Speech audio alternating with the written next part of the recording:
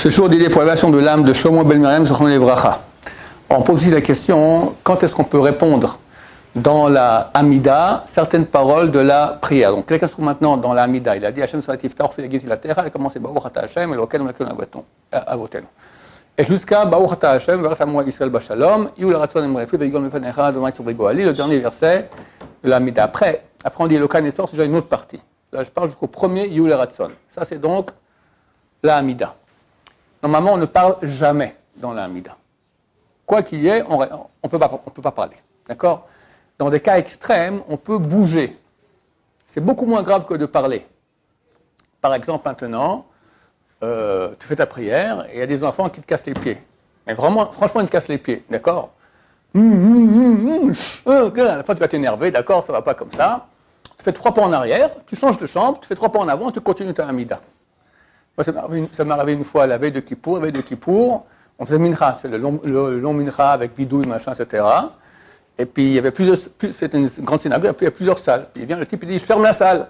Moi, je suis encore au milieu de ma Hamida, quoi, il ferme la salle, d'accord? Alors, on commence à foncer pour finir vite, la veille de Kippour, ça la fout mal, d'accord? Alors, j'ai fait 3 pas en arrière, j'ai changé de salle, j'ai continué, j'ai fait 3 pas en avant, et je continue ma Hamida. On peut. Ou si, par exemple, il y a une mauvaise odeur, tu n'as pas le droit de continuer à prier. Mais parler, c'est très grave. Il y a un cas où j'ai vu que Chacham Ovadia, il permet de parler pendant l'Amida, c'est si maintenant il y a un excrément, une source d'odeur mauvaise due à une putréfaction, d'accord? Des excréments, de l'urine, du vomi, qui est dans la même salle. Si ça vient de l'extérieur, maintenant le camion de poubelle qui passe et il y a une odeur qui vient, hein, c'est moins grave, c'est des rabananes.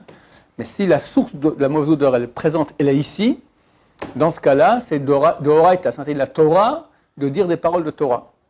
Maintenant, les gens, ils continuent, font leur Amida, et puis même s'ils ne sentent pas, mais si l'odeur s'arrête à moins de 2 mètres d'eux, on va dire qu'il y a un excrément ici dans le coin, maintenant je respire, je ne sens rien du tout. Mais si je vais 1 mètre ici, je sentirai la mauvaise odeur. Là où je suis, il m'est interdit de la Torah, même de penser des paroles de Torah.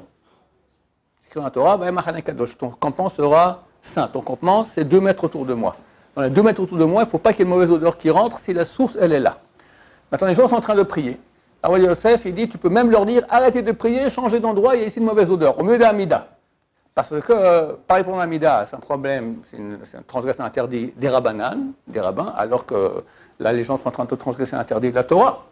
Donc, c'est les cas extrêmes. Mais normalement, on ne parle jamais. Maintenant, il y a 2 cas où on peut, oui, dire des paroles de prière dans l'Amida. Les 2 cas sont les cas suivants. Premier cas, tu as fini la 2e bracha de la Mina, Baruch Ata Hashem, Mechaya Metim. Et tu n'as pas commencé à ta Kadosh. Si tu as commencé le A de Ata Kadosh, tout ce que je veux dire maintenant n'est pas valable. C'est Mechaya Metim, tu n'as plus rien dit. Et maintenant, dans le Tzibour, le public arrive à la Kdusha. Le Shar Tzibour dit Baruch Ata Hashem, Mechaya Metim, et comme on dit Nakdisha, Choketer, d'accord, ils vont dire la Kdusha. Tu peux répondre la Kdusha. Tu peux même dire tout ce que dit le Shar Tzibour. Le Shar Tzibour, il dit bien Keter, il dit bien Nakdishach, il est au milieu de sa propre Amida. Comment il peut faire ça?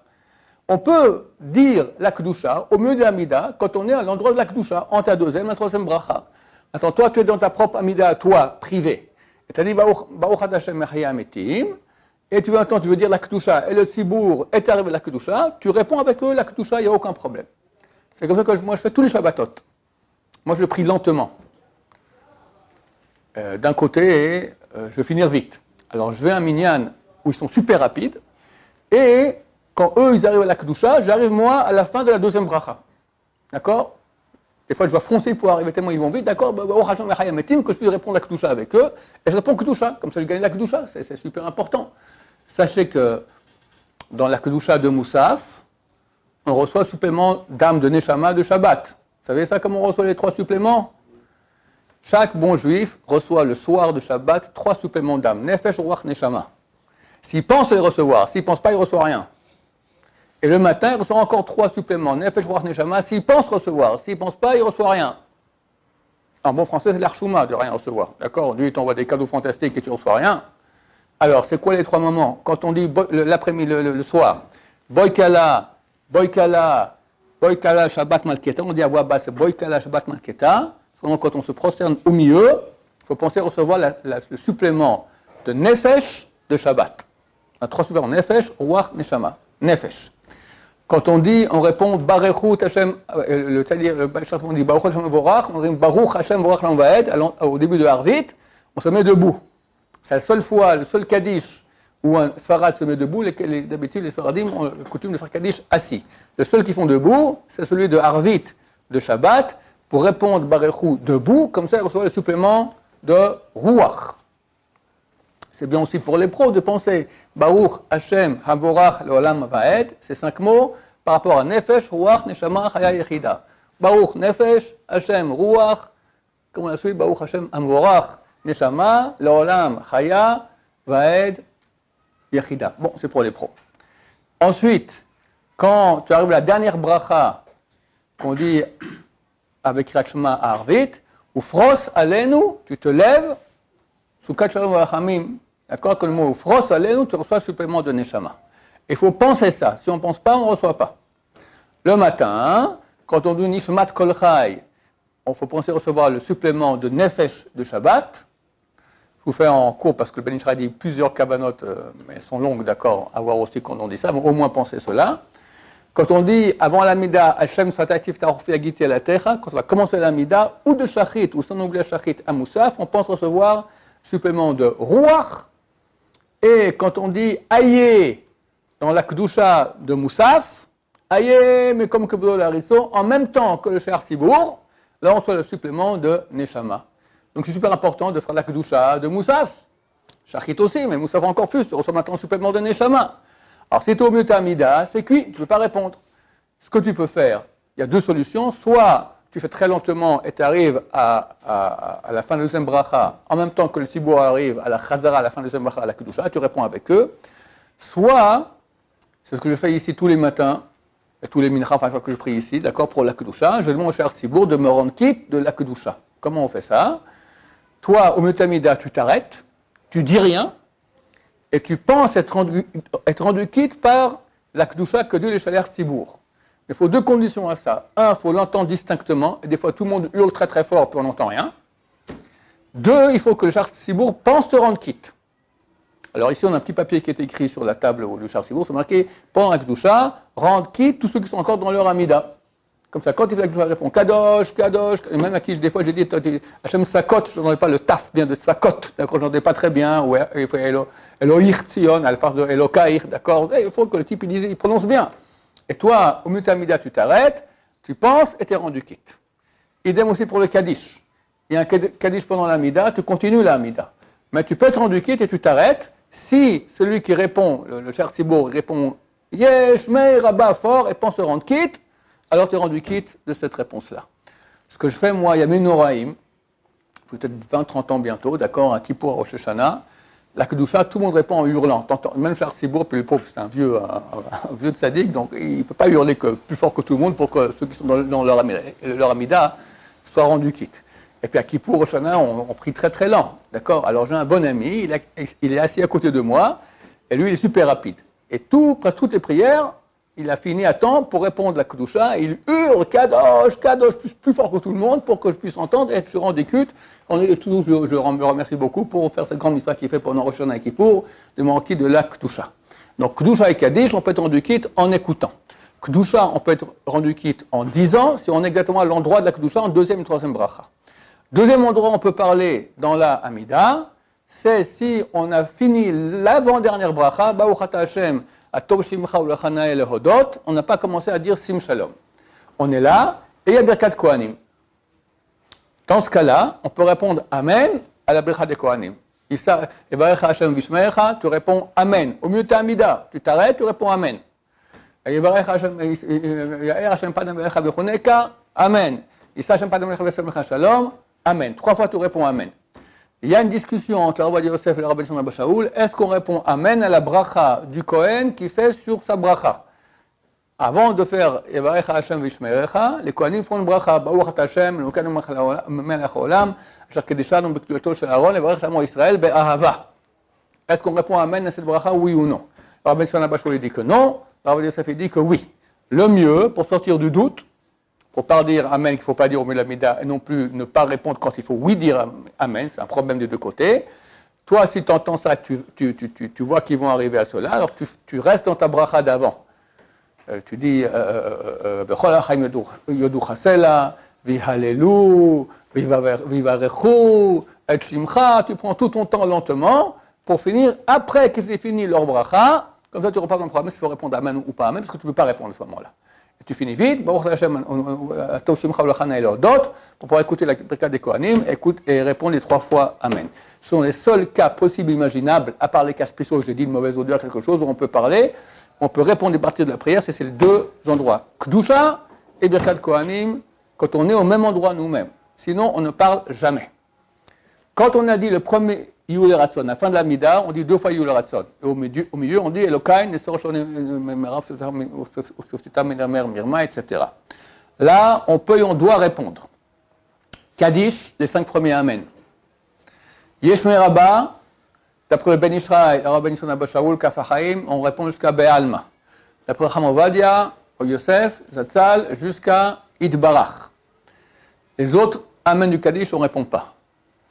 On répond Baruch Hashem Uvorach L'Olam Vaed, que ce soit de quelqu'un qui monte la Torah, ou celui de Barechou, de fin ou début de prière. On répond la Kedusha, Kadosh, Baruch, Imloch Machloket. Imloch, la 3e réponse, discussion entre le Rav Ovadia Yosef qui dit que non, et le Rav Ben Shlomo Shaul qui dit que oui. Amen d'une bracha, et ça c'est le cas le plus dur.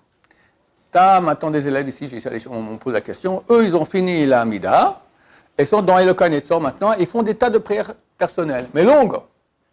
Maintenant, pendant ce temps-là, il y a la Chazara. Charles Sibour fait la Chazara. Chaque 10 secondes, il faut répondre Amen. Est-ce qu'il répond Amen, oui ou non? C'est Amen de Brachot. Franchement, c'est clair qu'on ne répond pas. Mais Amen de Brachot, on répond ou pas? Grande marloquette. Grande discussion, Ben Ishraï, Hamovadia, Ben Sion. Ce qu'il faut faire pour sortir de tout ce problème-là, le problème, il est quand tu es à ta même place. Tu peux, pendant Eloka Netzor, sans problème, faire 3 pas en arrière. Tu fais 3 pas en arrière, ou même d'après la Ben Sion, tu bouges un peu les pieds comme ça, tu es comme ça, tac, tu bouges un peu les pieds, tu peux répondre, et tu dois répondre Amen et Brachot. Si tu restes sur place, c'est un grand problème. Il y en a qui disent que oui, il y en a qui disent que non, et on rentre dans un doute. Oui. Si c'est le même cas, mais c'est une personne à côté, elle fait encore la Mida et elle fait un peu trop fort. Ah, tu l'entends, quelqu'un qui l'entend. Tu l'entends et tu veux répondre Amen. Alors quoi? Même chose. Est-ce qu'il faut répondre Amen? Il faut répondre Amen, bien sûr. Oui, sans entendre Bracha, il faut répondre Amen. Ouais. Donc, qu'est-ce qu'on avait dit? Barechou, Amen, des brachot, bouger un peu les pieds. Kaddish, 5 premiers Amen jusqu'à Be'alma ou jusqu'à Idbarach. On dit les mots Modim Anachnu Lach. Charles Sibour arrive maintenant à Modim. Alors, on ne fait pas tout le Modim, on dit juste les 3 mots Modim Anachnu Lach. Voilà, je crois que c'est tout. Pour les psukim aussi. Yag Midot, on ne répond pas. Hachem, il va y avoir Hachem, on va écrire Hachem, on ne répond pas ça pendant ce morceau-là, ni rien d'autre. Maintenant, on peut faire des prières personnelles à cet endroit-là. Il n'y a aucun problème, même dire, c'est bien de dire la Mnetzer Benigot Mismorshir, il y en a qui font les Télim, même pas dans cette partie-là. C'est permis. Au sujet qu'on avait touché, il y avait des questions à ce propos? Est-ce que la prière personnelle, il faut dire le nom d'Hachem? Oui, tu peux, bien sûr. Quand c'est une prière personnelle, tu t'adresses à Hachem, bien sûr, il n'y a aucun problème. Mais il faut faire avec un langage... Tu ne peux pas dire 3 fois Hachem, Hachem, Hachem, je t'en prie, aide-moi. D'accord? On ne fait pas un truc pareil. Et comme hier, elles sont les Hachem, Elokai, Avotai, She, Tazorli, etc. Tu peux, ouais, sans aucun problème. On peut parler en français? En français, très bien. Dieu qu'on parle français, même dans l'Amida, tu peux parler en français. Tu peux dans Shoma Tfila, avant de dire il y a un endroit qui est marqué prière personnelle. Juste avant le Hata. Juste après le Hata. Juste après le Hata. Mais quel Hata, d'accord? Qui attache, qui est elle, Shomea Tfilot V'Tachalonim Hata. Après, au Milfanecha. Entre les deux, tu t'arrêtes, tu peux faire des prières personnelles en français, en chinois, en japonais, aucun problème. D'accord? Tant que tu veux, c'est permis. Dieu comprend le français. Alors j'ai dit, il y a 2 endroits pour prière personnelle, ou dans Eloka Netzor, après le premier Yul-Ratson, il y en a qui font aussi dans Shoma Tfila. Il y en a qui font une partie là, une partie là. Hein? La vérité, tu peux, avec n'importe quelle bracha, la Mida c'est 19 brachot. Les 3 premières, ce sont des louanges à Dieu. Là, tu ne peux rien dire au milieu. Les 3 dernières, c'est des remerciements à Dieu, tu ne peux rien dire au milieu. Les 13 du milieu, tu peux à chaque bracha faire une demande personnelle qui a à voir avec la bracha. Par exemple, Atachonel Anam Dat. Hachem, donne-moi de la sagesse, que je puisse comprendre ta Torah, s'il te plaît, en français. je t'en prie, aide-moi à comprendre la Tsugia, je comprends rien du tout dans cette Gemara. Permis. Après, fais tchouva à mes parents, fais tchouva à mon fils, fais tchouva à ma tante, d'accord, à moi aussi, que je puisse faire tchouva. Pas de problème. Après, excuse-nous. Hachem, excuse-moi pour mes péchés que j'ai fait durant ma vie, j'ai fait ci et ça et ça et ça, je regrette, excuse-moi. Tu peux. Il y a ma tante qui est malade, envoie-lui Refoua Shema. Tu peux presque à chaque bracha, la parnassa, donne-moi une bonne parnassa. D'accord, Kabetz Nefusot Koven, Kab Shofar Gadol, c'est bien pour prier pour Zera al-Batala. Là-bas, dans tous les sidours normaux israéliens, Sfarad, il y a un petit passage intercalé pour ce que faisait al-Batala, une prière pour réparer cela. Donc tu peux, pour chaque bracha, faire aussi une demande personnelle ayant voir avec la bracha. Mais d'habitude, on les fait dans Shomei Tfila ou à la fin de la Minda dans Eloka Netzor. Oui. Pas de question. Et ces demandes personnelles, il faut les faire en parlant ou il faut les penser? En parlant. C'est une discussion dans les poskim, c'est que la pensée est valable comme une parole. Le Rambam et Smak disent que oui, les autres poskim disent que non. Mais la parle. Hachem, il veut que tu parles. Pourquoi pas? Où est le problème à parler? En français. Pas parler, pas en criant, en chuchotant. D'après la Kabbalah, quand on fait l'amida, il faut juste qu'on bouge les lèvres sans qu'il n'y ait aucun son qui sorte. D'après la Kabbalah. Sinon, c'est marqué que les prières sont arrêtées au premier ciel, ne peuvent pas monter dans les ciels supérieurs. C'est très très dur. Maran, Shulchan Aruch l'a tranché, oui, il faut chuchoter sans temps de chuchoter. D'accord? Moi, je prie très souvent avec la Rav Yosef, j'entendais, dans sa Amida, il chuchotait fort. D'accord? Si la Khazara, enfin, ça a commencé à Khazara, mais on est encore dans la Amida. Ouais. Est-ce qu'on a le droit de faire un peu plus fort pour s'entendre? Oui, pas de problème. Pas de problème. Absolument. Il ne faut pas déranger les autres, c'est ça. S'il y a quelqu'un juste à côté de moi, je ne peux pas faire en sorte que moi j'entende et que lui il n'entende pas, c'est difficile. Quoi. Si, on peut un chuchotement faible s'entend par toi et pas par lui. Normalement. Puis tu essayes, puis après tu lui demandes, t'as entendu quelque chose, il se dira. Ah, t'as demandé. C'est quoi les cavanes qu'il faut Tu m'as avec ma fiancée. C'est quoi les cavanes qu'il faut avoir pour les brachot tout au début de la Mida? Les 3 premières. Tu veux des cavanotes? Il faut faire un autre cours pour ça. Je veux bien faire des cavanotes, mais c'est pour les pros, hein. Le minimum, on va dire. Le minimum, il faut comprendre ce qu'on dit. Comprendre ce qu'on dit. Si on ne comprend pas la première bracha de la Mida, on n'est pas rendu quitte. Il faut comprendre, penser, surtout le début et la fin de la première bracha. Jusqu'à Magan Abraham, non? Magan Abraham. Ok, on s'arrête là. Des questions encore sur ça? Qu'est-ce qu'il y avait? Parler au milieu de la Mida. Qu'est-ce qu'il y avait encore? La minute Kaddish. Hein? Ah, le Kaddish. Dès que le Kaddish commence, on ne parle pas. Non seulement parler de football, pour les Marseillais, ou de politique, même parler Torah. Même continuer maintenant sa prière. Toi, maintenant, tu es en retard à la prière, comme beaucoup de gens, et tu es encore au milieu de Ashrei Yoshevetecha, alors que le Cher Sibour arrive maintenant à le Kaddish de Ishtabach, d'accord? Et tu veux arriver avec eux à fond, d'accord? Tu n'as pas le droit, tu t'arrêtes, tu écoutes tout le Kaddish, une fois que tu es jusqu'à Be'alma, après tu peux continuer. On ne parle pas pendant le Kaddish. Même, plus que cela. Moi, je suis maintenant dans Eloka Netzor. Et il y a un Kaddish. Je m'arrête, je réponds Kaddish. Est-ce que je peux, entre les amens du Kaddish, continuer Eloka Netzor, non. Dès que je suis dans ma Amida, et que j'ai le droit de continuer ma Amida normalement pendant qu'il y a un Kaddish. Mais là, tu n'es plus dans ta Amida. Eloka Netzor, c'est plus la Amida. Donc tu t'arrêtes, tu réponds Kaddish sans parler, et après tu continues ton Eloka Netzor. Tout cela concerne le Kaddish jusqu'à Be'alma, le 5e amen. Dès après, on peut continuer, on peut soit parler, soit continuer ses versets, etc. Entre les différents amen du Kaddish, c'est pas conseillé, mais c'est permis. Ok? Maintenant, quand le Kaddish commence, on ne fait plus rien. Une fois, un rabbin, il n'est plus chez nous maintenant, je posais beaucoup de questions à un grand Talmid Chacham, il m'a raconté qu'il étudiait la Porat Yosef, et un rabbin ou un grand donateur est venu comme ça, il s'approche du Rav, et le Rav Tzadka, c'est le Rosh Yeshiva, va pour lui pour dire bonjour. Du coup, il y a eu Kaddish, le Rav Tzadka s'est tourné comme ça, il m'a dit, le type il est resté comme ça avec la main, d'accord? Kaddish, tout s'arrête. On ne parle pas, on ne bouge pas, on répond Kaddish, c'est une prière très importante. Quand quelqu'un vient à la le matin et entend à la fois Kaddish, à la fois Kedusha, qu'est-ce qu'il répond? Kedusha ou Kaddish? Kaddish. C'est plus important que la Kedusha. Ça a déjà entendu un Kaddish, alors il répond à la Kedusha pour ne pas rater la Kedusha. Baruch Adonai, l'olam, amen va amen.